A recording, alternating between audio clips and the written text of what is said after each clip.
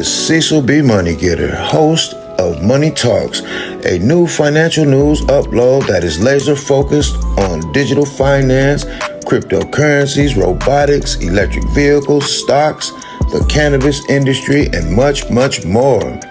Tune in and join us every Monday, Wednesday, and Friday at 7 p.m. Eastern on our Information Meets Execution YouTube channel as we bring you financial news uploads, one trending topic at a time. And don't forget to stay listening, because money talks. Evening. Today is July the 23rd, and I am doing your daily Money Talks 7 p.m. upload. So we're just going to begin with the cannabis news.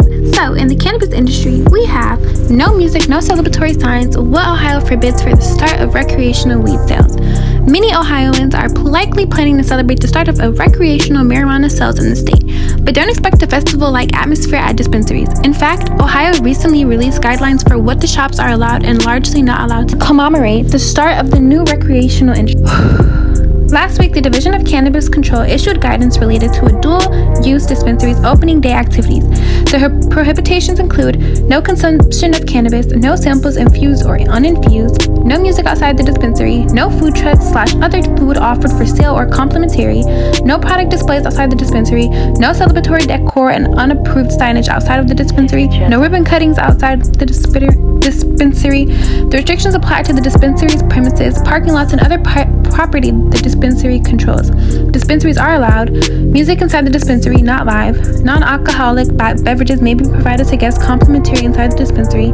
Product displays by cultivator or processor. Empty packaging/no cannabis inside the dispensary, not visible from the exterior of the building. Approved signage and celebratory decor inside the dispensary, and ribbon cuttings inside the dispensary.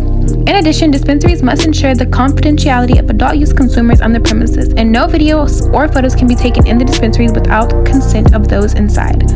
All advertising must be submitted to the division for approval before it can be used, and violating the division's rules could result in up to a $50,000 penalty per violation, among other punishments. Next up, we have our tech news. We're going to head right into the Apple industry.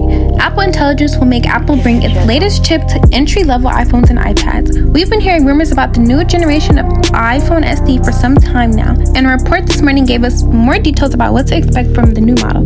One interesting detail about the recent leaks is the fact that the new iPhone SE may have the A18 chip, and this suggests that Apple wants to bring Apple Intelligence features even to entry-level phones and iPads.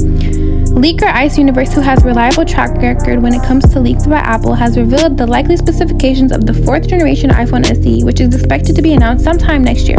We've already expected things like a more modern design reminiscent of the iPhone 14, Face ID, and a USB-C. However, iPhone SE 4 will have another surprise. According to the leaker, the new iPhone SE will be powered by the A18 chip, which perhaps 6GB or 8GB of RAM. This will be the same chip that will be used to power the entire iPhone 16 lineup, including the non-Pro models. In the past, both Pro and non-Pro models had the same chip, although with some differences in CPU and GPU cores. But since iPhone 14, Apple has started to further distinguish the Pro models in terms of performance, keeping the new chip exclusive to the more expensive versions. But this year, Apple Intelligence happened in only iPhones with the A17 Pro chip, which means iPhone 15 Pro and Pro Max will get the new AI features with iOS 18. That's probably why all the new iPhone 16 models will get the A18 chip, because otherwise Apple would sell new iPhones that don't have access to the latest features the company wants to promote. Historically, the iPhone SE has always received the chip from the latest iPhone, so this news doesn't exactly come as a surprise.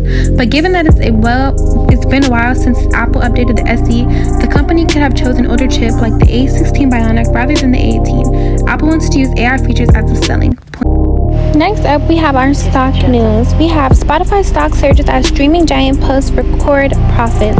Spotify beats earnings estimates while missing on revenue. Spotify technology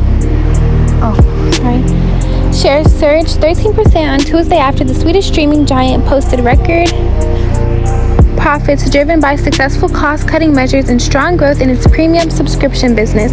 The Stockholm-headquartered company reported a 20% increase in its second quarter revenue to $3.81 billion as it has achieved record high gross margins of 29.2%. It swung to a profit of $274 million or $1.33 per share after losing $302 million in the year earlier quarter.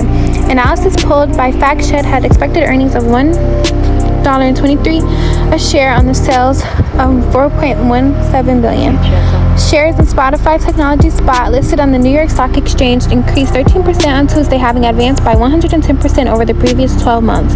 Spotify's higher sales were driven by 12% increase when its subscriber base to 246 million users, which helped fuel a 21% increase in revenue from its premium businesses to $3.4 billion, alongside a 13% increase in sales from its ad business to $456 million. The boost to Spotify's profitability came as the company cut its operating costs by 16% year-on-year, as the company cut marketing spending and benefited from plans announced in December.